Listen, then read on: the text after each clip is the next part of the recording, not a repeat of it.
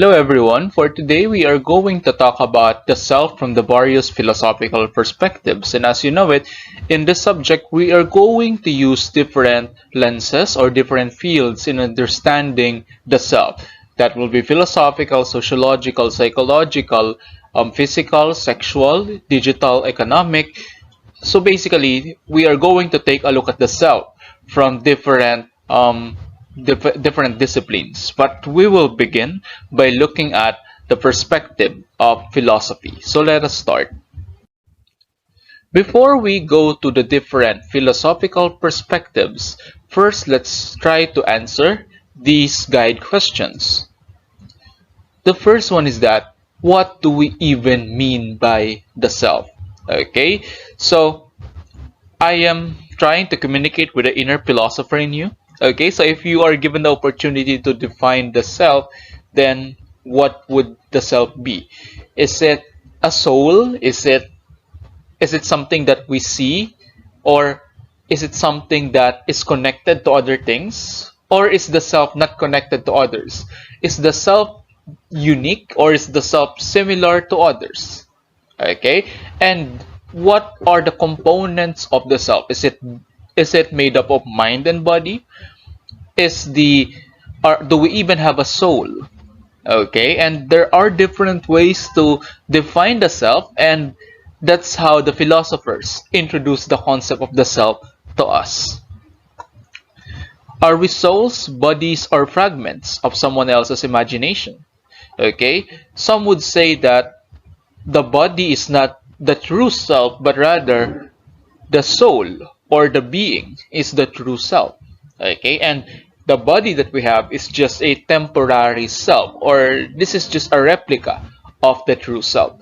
Other than that, there are also perspectives who will not believe on the existence of the soul, so they say that what you see is the reality. Okay, there's no such thing as life after death or life before living. Okay, what you see is the self. Okay, do not go further. Do not try to look for things that we cannot see. So they only believe on the existence of the self because the body exists. Or here's another thing to question the existence of the self. Are we fragments of someone else's imagination? So has this ever crossed your mind that you are not really alive, but rather you are just alive in someone else's imagination?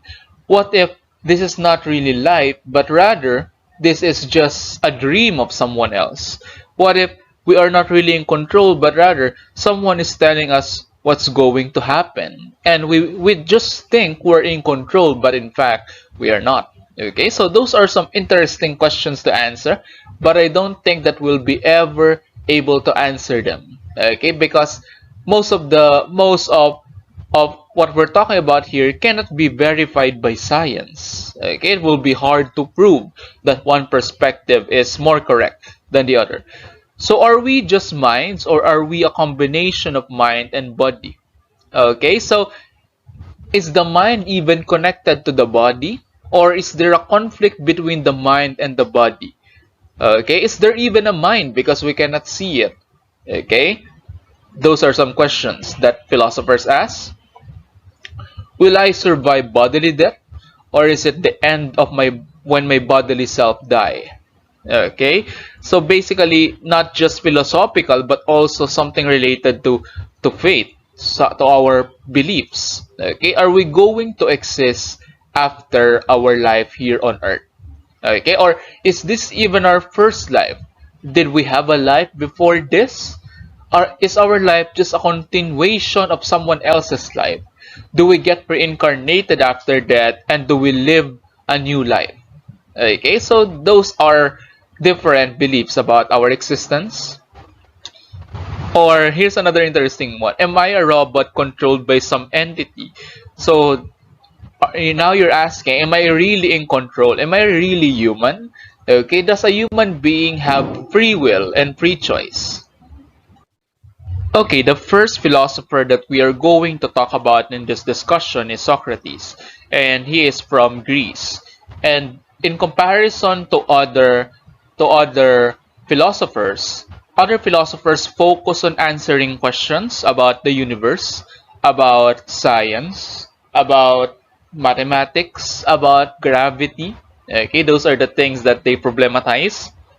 Socrates was one of the first one who was concerned with the problem of the self. So he asked questions about our existence and what does it mean when we say the word self. So that's how he differed with other philosophers, and because of his ideas, there are other philosophers who also question about the meaning of the self, the meaning of beingness. Okay, and in Socrates' idea, he believed in a dualistic approach and understanding the self, meaning he is one of the first philosophers who believed that the person is composed of a body and a soul. Okay, and I think that most of you believe in this conceptualization of the self, and let's thank Socrates for that contribution. Okay, so just remember that when we say soul in this discussion, it does not necessarily refer to the religious definition of the soul, but rather for some philosophers, it's not. It may have, or may not have anything to do with religion, but some of them think of soul as something that we cannot see, something that make us move. Okay, it's an entity. Now, thanks to him, a lot of a lot of people believe today that we don't just have a body, we also have a soul. Okay, and he is also famous for this quote: an unexamined life is not worth living. It means that as human beings, Socrates believed that we should know how to question the existence of life. We should know how to reflect. We should know how to talk about things that are beyond what we see. We should question ideas, okay? Because for him, a life should be examined. We should reflect on the meaning of life. We should reflect, for example, even in the meaning of death, okay? And for him, that makes life worth living. And another thing is that he is famous for this quote: the only thing, one thing only I know is that, and that is, I know nothing. Okay, so we would assume that Socrates would believe that he knows a lot because he's a philosopher who is very, very intelligent, but Socrates believes that he knows nothing. Okay, maybe by saying that, what he's trying to tell us is that the more that we know, the more questions we ask, and as we grow older, we have more questions than answers. Okay, and the more we wonder, the more we realize that there's a lot of things that we still don't know. Okay, and there are a lot of unanswered questions. And the only way for us to answer these questions is to continue asking more questions or examining life. Okay, and Socrates is also known for believing that a soul exists before the body, and the soul exists in what he called the realm of ideas.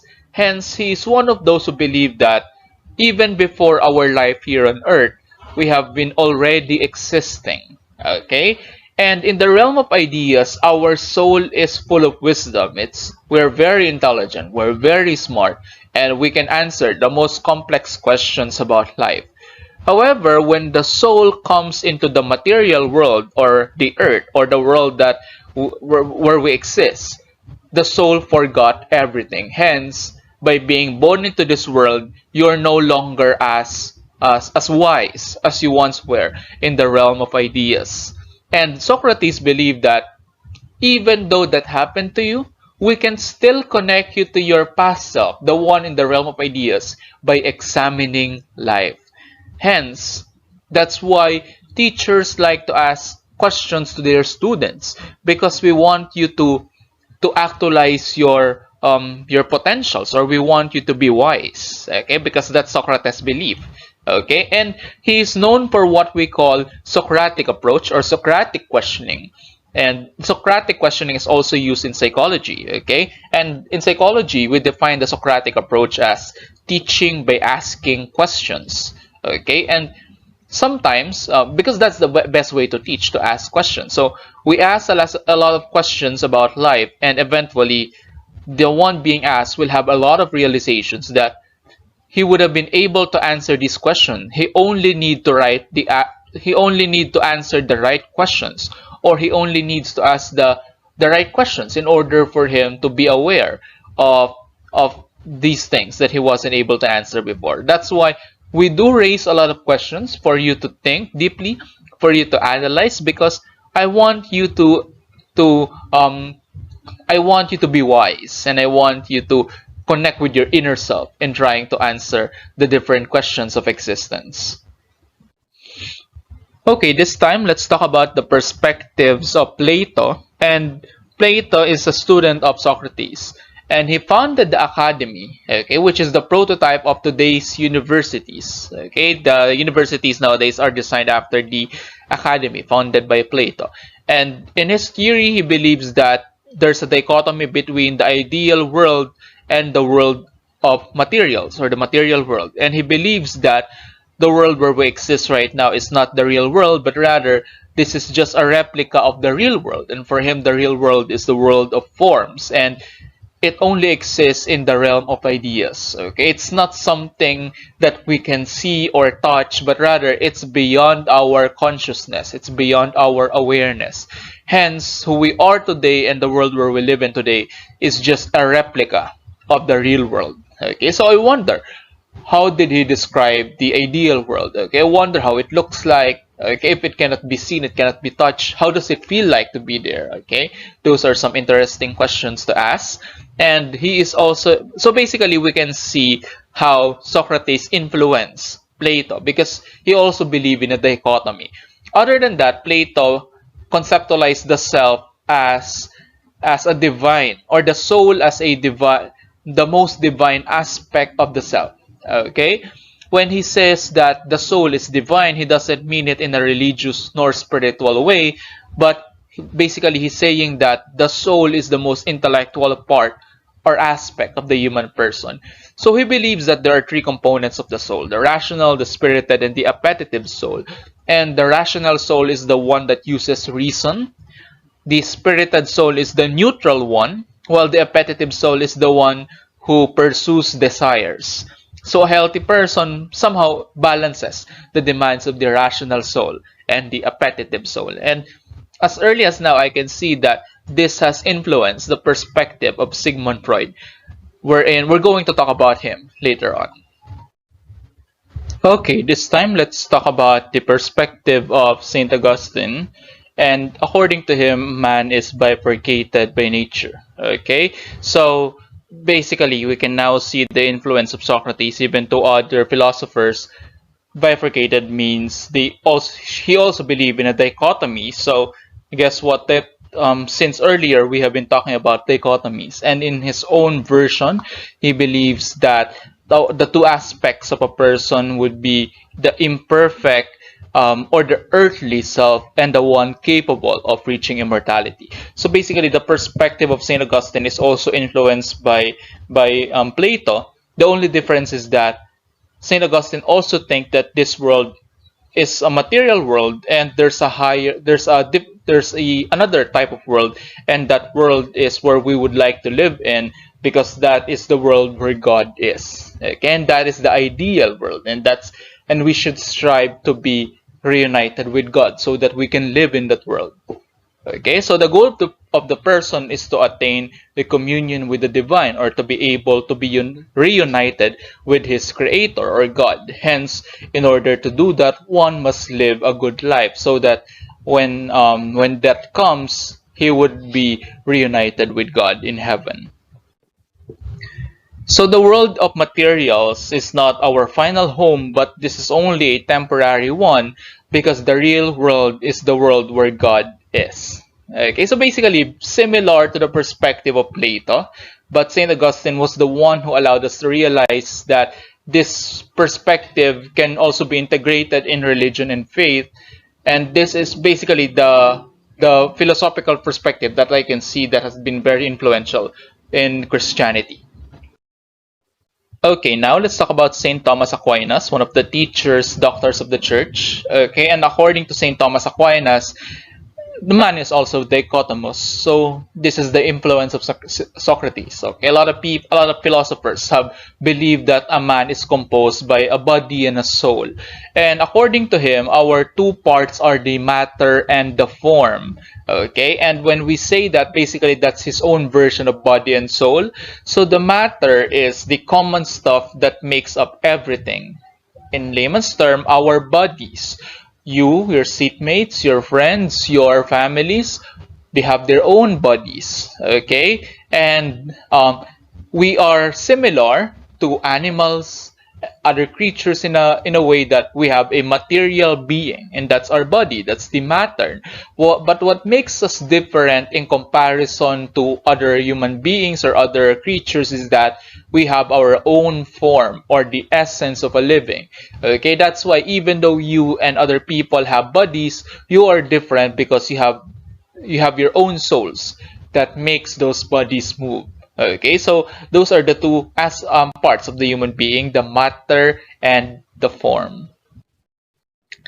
Okay, now let's talk about Rene Descartes' perspective, and he's very famous for his quote, "I think, therefore I am." He is the father of modern philosophy, and he's known for that quote that I told you a while ago because he is the one who endorsed what we call hyperbolical doubt. Okay, and he doubts the existence of his own physical body. So for him, the existence of the body is not the proof that he exists. It's also not the proof that you exist. Okay, so that's the doubt that's the doubt that he exhibited in his day-to-day interactions. But how can Descartes prove that we exist? He said that the mere fact that I can doubt is the evidence that I exist.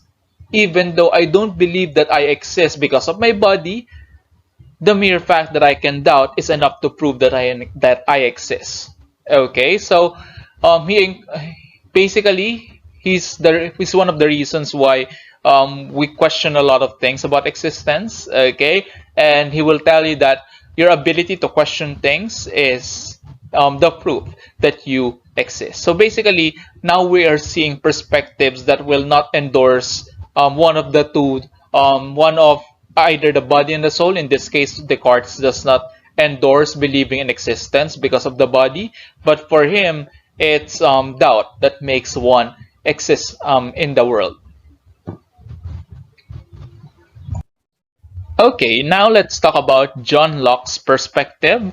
And according to John Locke, our identity is not Locke in the mind, the soul, or body only, but rather what makes his theory unique is that he believed in the concept of memory. Okay, so let's talk about this. Identity is explained in terms of the psychological connection between life stages. So according to him, the reason why your identity is formed in that way, it's because you can remember what happened in the past.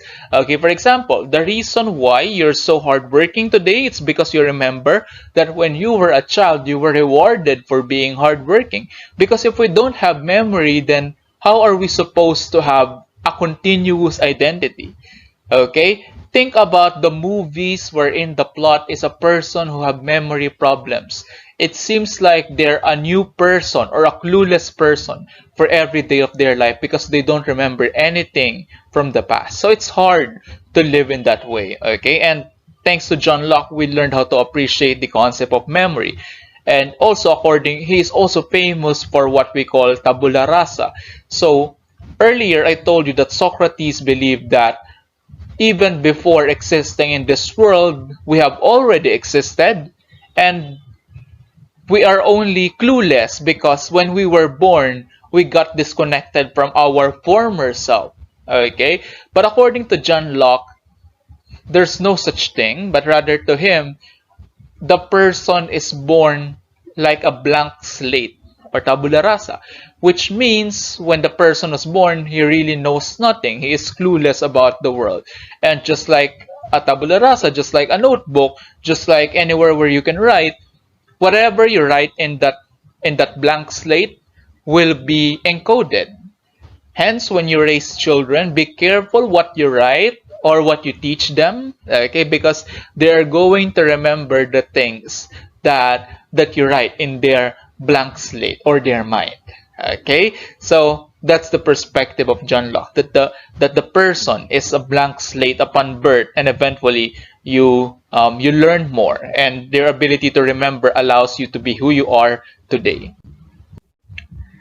Here's another perspective. Okay, David Hume is known for bundle theory, and he believed that all knowledge is derived from human senses. Okay, meaning he valued what we call empiricism. Hence, they don't believe on the empiricists are less likely to believe on things that cannot be seen, but rather they value the capabilities of the senses. Okay, that's why a research is called an empirical study. Okay, because we don't only assume, but rather we study something and we make use of our senses. We see, we hear, okay, we feel. Okay, so in bundle theory, he believes that the person or the self is a collection of impressions. Okay, and what are impressions? Impressions are vivid products of direct experience. Okay, for example, what you feel about what you feel when you talk to your sibling, perhaps that's happiness, and that's your impression. What you feel when you are climbing a mountain, that's fear or anxiety, that's your impression. What you feel about watching TV, okay, that's your impression about watching TV. So we have a lot of impressions, or in layman's term, feelings or sensations or perceptions. Okay, now eventually we get to keep our own copy of these impressions, and now he calls that idea. Okay, for example, I will ask you, do you have an idea how it feels like to watch TV? Okay, you are not really watching TV right now for you to know how it feels, but rather I am asking you if you have an idea, okay, or your imagination. So how do you think it would feel to watch TV, or how do you think it would feel when you are talking with a baby? Okay, so it's no longer an impression, but rather it's an idea or a copy of an impression. Now let's talk about the father of psychoanalysis, Sigmund Freud. And contrary to the common misconception, Freud is not the father of psychology. That would be Wilhelm Wundt. Okay, Freud is one of the psychoanalysts, or he is a doctor who was able to theorize about the unconscious. Okay, and he's the father of this field of psychoanalysis, and a lot of people either followed him or criticized him. And he is known for his theory about the unconscious, as well as the id, ego, and superego. And he believes that the ego is not the master in its own house. But first, before we go to that, let me tell you what are the basic assumptions of Freud. He believes that we have two drives, the eros and the thanatos, meaning everything that you do can either be classified as under eros or under thanatos. In layman's term, what he means by eros is sex or pleasure. What he means by thanatos is pain or death, okay, or aggression. So in layman's term, Freud believes that there are two drives, sex and aggression. And you might question, why did he use the word sex instead of pleasure? It's because he lived in the Victorian era, wherein it's a taboo to talk about sexual stuff. So he believed that perhaps because it's not allowed to talk about sexual stuff, perhaps it's one of the things that motivate us. Okay? And a brief history about thanatos. Originally, he did not believe that we are capable of aggression. He only added thanatos after the death of his daughter Sophie after the war. So he believed that people have the capability to hurt others. Hence, people are just motivated by two things, either pleasure or aggression. Okay? Pleasure is the reason why you want food, why you want water, you want to relax. Okay? You want things that make you happy. While thanatos is the reason why we hurt each other. Okay, and according to him, suicide is one example of behavior coming from the thanatos. However, since the society doesn't allow us to take our own life, what we do is that we displace or we channel that drive to others. That's why you harm people or you hurt people, maybe physically or psychologically. Okay. And these drives are unconscious, meaning we are not aware that we are driven by these two. Okay, but they continue to motivate us in our daily life. So you either look for something that will make you happy, or you try to avoid anything that brings pain as a healthy individual. Okay, and he is known for his theory that there are three provinces of the mind: the ego, and the superego. Do you remember our discussion about Plato? I told you that he was inspired. Okay, I'm just hypothesizing here that perhaps he was inspired by Plato. Okay, but anyway, let's take a look at this.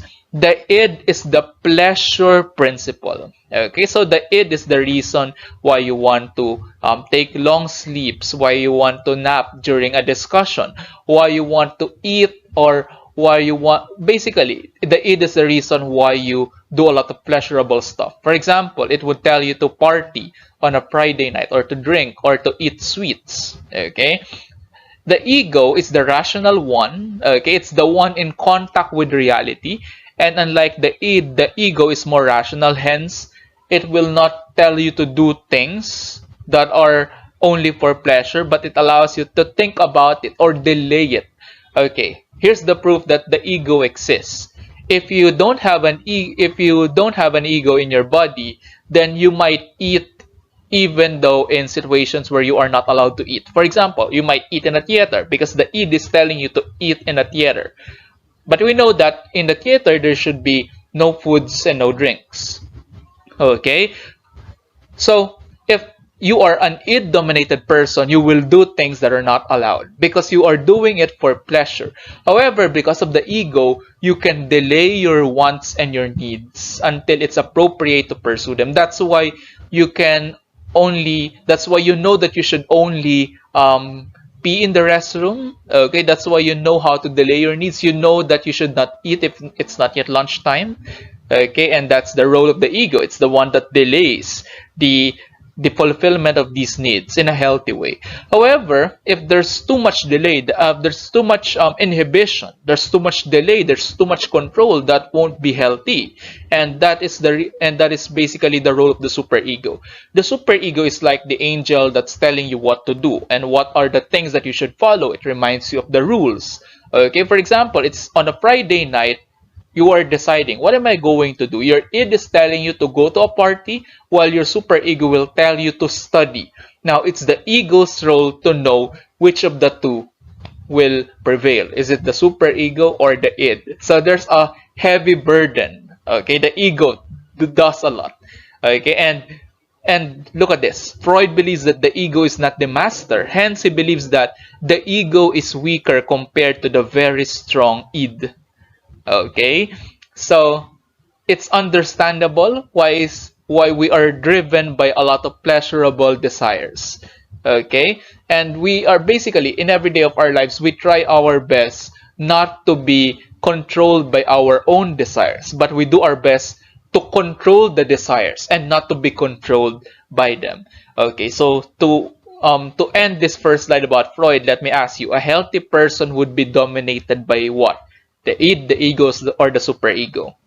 It should be the ego, not the id, because if you're id dominated, then you're impulsive. You're someone who likes pleasure all the time. You cannot wait. Basically, you're like a baby who wants pleasure right here, right now. Okay, that's an id dominated person. On the other hand, a super ego dominated person is someone who doesn't know how to enjoy life because maybe this person only studies, or this person doesn't know how to party, or this person is the one who will, for example, a very conservative individual, someone who always follow the rules even though he or she can break the rules from time to time. Okay, so you don't want to live a very careful life, but rather you want to live a balanced one. That's why you should be ego dominated, not id or super ego dominated. So other than the id, ego, super ego, he believes that we have three levels of mental life: the conscious, the subconscious, and the unconscious level. So basically, we are here right now in the conscious, okay? And the conscious is just a very small part of the self. Okay, and the largest part of the self is the unconscious. However, you are not aware, is because it's what? It's unconscious. Okay, and how does the unconscious differ with subconscious or the preconscious? Okay, the things that are in the preconscious are they can be recalled, sometimes easily but sometimes with effort. They can be memories or stored knowledge. For example, I ask you, what when is your birthday? You're not It's not conscious because you're not thinking about it right now. Okay, it was in the pre-conscious. Okay, because it can be recalled when I asked you. Now that you recalled it from pre-conscious, it transferred to the consciousness. Okay, so basically what makes up consciousness is what you feel right now, what I'm saying right now. But when I ask you, what did Plato say again, then you have to get that from the subconscious. Now, what are the things that are in the unconscious? Freud believes that there are a lot of things that are in the unconscious, and the things that we put in the unconscious are the things that we cannot accept, the things that we try to deny, hence we put them in the unconscious. Perhaps you are ashamed by them or you don't want to recall it anymore. For example, your fears. Okay? Sometimes you're just afraid if you're in a certain place and you can't explain it because it's in the unconscious. Your violent motives. What if you hated your grade 1 advisor or your grade 1 teacher and you really wanted to hurt him or her back then? But of course, your parents will scold you. That's why you did not do it. However, Freud would say that it doesn't go away. That hatred is still deep inside you. And other things that are in the unconscious include sexual desires, irrational wishes, immoral urges, shameful experiences, selfish needs. Basically, the things that you don't openly talk about in public, things that you are hiding about yourself, things that are best kept secret. Okay? And according to Freud, the things in the unconscious, even though you don't know them, they motivate you in your day-to-day behavior. Okay? For example, your anger towards your parent, for example, may transfer to your teacher. You cannot figure it out. Why am I angry towards my teacher? Then you realize that my teacher's characteristic or personality is similar to the characteristic of my parent. Now I understand why am I always angry in front of when I am talking to this teacher. Okay, so that's how Freud would explain our day-to-day behaviors. Most of the self, a large part of the self, is not conscious, but rather it's in the unconscious. Okay, and those unconscious ideas will try its best to be conscious, and it may be conscious in a good way, but most of the time it becomes conscious in a bad way. Okay.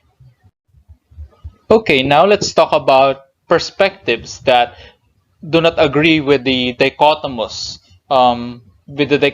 views of the earlier philosophers that we talk about.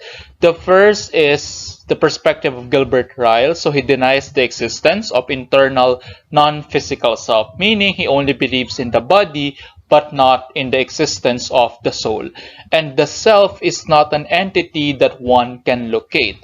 Okay, so don't try to look for the self because you cannot locate it. It's not in one location. But rather, according to him, the self is just a convenient name that you use to describe all your behaviors. Okay, so if you want to understand yourself, do not look for a soul or do not try to look for a location where you can find the soul, but rather look at your day-to-day behaviors. Okay, and that's the self. There's no such thing as a self that cannot be seen. Okay, and that's how we answered the dichotomous questions raised by the earlier philosophers. He is also known for his story or his metaphor about the university. So in his metaphor about the university, he says that one day there is a group of people who went to a university and you're the one who gave them a tour, and then you showed them the library, the canteen, the clinic, the classrooms, the office of the dean, etc. But these clueless this group of people who don't have a clue, they ask you, you have showed us the library, you have showed us the canteen, you have showed us the classroom, but where is the university? According to Ryle, they asked the question, where is the university? But they did not know that they are in the university. So that's like how we search for the self sometimes. We ask questions like, who am I? Or what is really I want to know more about my personality. Okay, who am I meant to be? But according to Ryle, in order for you to understand yourself, just look at what you're doing in your day-to-day behavior, because that's the self. Okay, and here's another perspective that denies dualism, okay? And according to Merleau-Ponty, he denies the dualistic ideas by saying that the mind and the body cannot be separated. So according to him, let us not believe in the perspectives that try to separate the mind and the body, because we cannot it will not lead to anything productive. It will be futile. So let us not try to separate the mind and the body. Let's not think of the self as the body and the soul, but rather the mind and the body cannot be separated, and they're always connected with each other. So basically, what is experienced by the body enters the mind. That's why they are connected to each other and they cannot be separated. So basically, that is it for our discussion on the philosophical perspectives about the self. And in the next discussions, we are going to take a look at other perspectives, such as sociology, psychology, sexual and physical self, and many more. Okay, and I hope that you learned a lot from this discussion and continue asking questions about the self. That's it, and thank you.